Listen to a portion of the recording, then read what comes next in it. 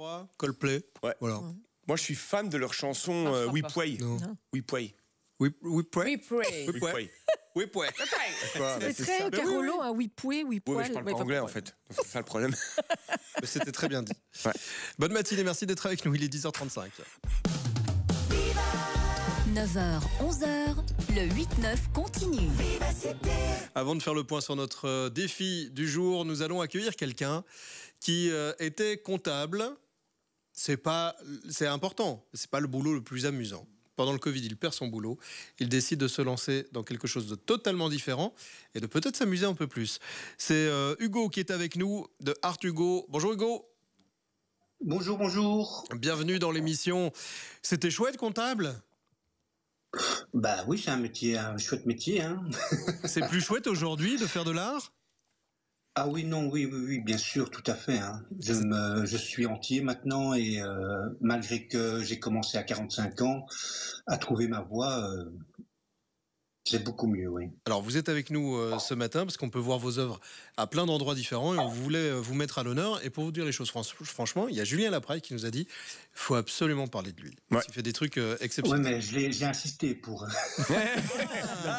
Voilà. Non, il a pas insisté parce qu'en fait, quand on doit mettre des gens à l'honneur, j'aime bien le faire. Et il faut savoir que j'ai découvert ses œuvres, mais par pur hasard, je savais pas que c'était lui, en me baladant à la mer. Et je vois une bombe de couleurs écrasée, mais superbement bien décorée, façon Simpson. Et je me dis, mais c'est dingue, je vais le prendre. Et puis je cherche sur les réseaux un peu la personne qui a fait ça, on me dit le nom. Et puis j'envoie la photo. Et puis après, on discute, je dis, écoute, j'aimerais bien Homer, Marge et Lisa. Donc Lily, qui est notre petite fille. Et c'est comme ça que c'est venu, parce que je trouve son travail incroyable. Et maintenant, il est en train d'évoluer superment bien. Donc c'est pour ça que je voulais qu'on en parle. Vous faites du pop art, c'est plein de couleurs. Vous retravaillez des personnages qu'on connaît, mais parfois pas spécialement.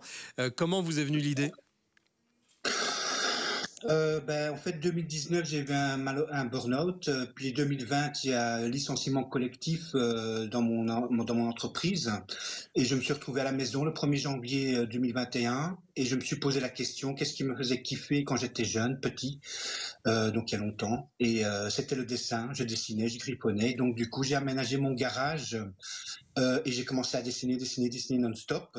Et après, ça s'est développé assez rapidement. La première galerie qui m'a exposé, c'était effectivement à la mer. Julien Lapraille était mon premier client. Ah ouais? Première personne qui a acheté une œuvre dans une galerie. Et après, ça s'est évolué. J'étais à Dubaï, j'ai exposé à Monaco, je suis maintenant à Vienne. J'ai fait des collaborations avec Vespa, avec des chocolatiers, j'ai fait des casques pour Stoffel Van Doren, pour Remco, et ça s'enchaîne assez rapidement. C'est fou ce qui vous est arrivé en quelques années. C'est dingue. C'est un rêve. Oui. Il a hésité. Il est jamais trop tard de vivre de sa passion. C'est génial Mais comme je histoire. rigole parce que je dis, je suis pas. Quand vous dites rêve, ça fait un peu un truc rêveur, mais non, c'était très carré dans ma tête et c'était très stratégiquement, j'avais tout mis en place et c'était pas vraiment rêvé, c'était vraiment. Réfléchi. Je voulais y arriver. On vous a vu, entre autres, vous avez passé une tête à Viva for Life.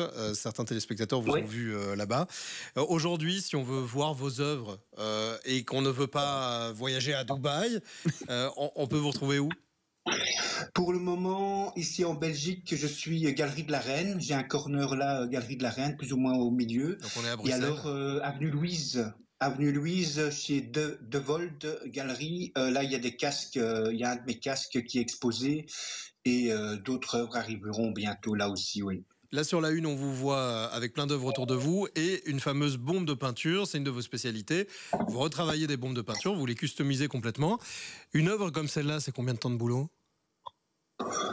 Honnêtement, je travaille jour et nuit, donc je regarde pas vraiment. Donc l'important pour moi, c'est la réussite, mais ça peut être très long, oui. Je regarde vraiment pas le timing, malheureusement. Je devrais parfois, mais non. Ah oui, parce que c'est pas au tarif horaire que ça se passe non plus hein, dans les œuvres d'art.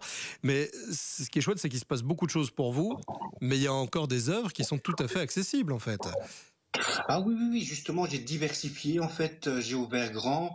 Donc, effectivement, les grandes toiles comme ici derrière, effectivement, ça a un coût.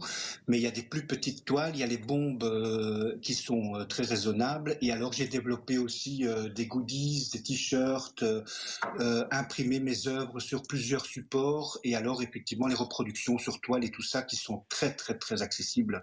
Et d'ailleurs, il y a une des toiles qui est à gagner sur mon site, je dis ça entre guillemets. Donc, je propose une de mes toiles en tombola sur mon site au cas où, et voilà. Eh ben, n'hésitez pas à aller sur sur hugoartgallery.com pour retrouver toutes vos œuvres et pour participer aussi. Qu'est-ce qu'on peut vous souhaiter? C'est quoi votre rêve maintenant? Votre objectif? Honnêtement, Ouais. être le plus grand artiste pop art belge de la décennie. Eh ben, on vous le souhaite, franchement. Mais quel parcours d'oser se lancer. Ouais, c'est La génial. vie vous a un peu forcé à un moment donné, mais oser se lancer et en plus y arriver. Bravo. Et à 45 ans, donc c'est jamais trop tard. Toutes Oui. les personnes qui m'entendent, c'est jamais trop tard. Jamais, jamais, jamais. Faut croire en Bien, soi, faut c'est y un aller, chouette faut foncer. message, en fait. En plus, faire de quelque chose de négatif comme le burn-out, le Covid, quelque chose en fait de positif. Donc, belle histoire. Merci Bravo, d'être passé Hugo. nous voir Oui, ce en matin. plus, on m'a dit, tu n'arriveras jamais à être célèbre, ça va prendre 20 ans, 10 ans, tu seras mort avant d'être célèbre. Et j'ai dit non, non, non. Et voilà, j'étais hors piste et j'ai été l'exception. Bravo. Mais c'est du boulot. Il travaille jour et nuit. C'est du boulot, ça se fait pas tout seul. Merci Hugo d'être passé nous voir. Je rappelle le site hugoartgallery.com et on vous souhaite plein de bonnes choses. À très vite. Merci à vous. Dans un instant, dans la suite de l'émission, on fait le point sur notre défi.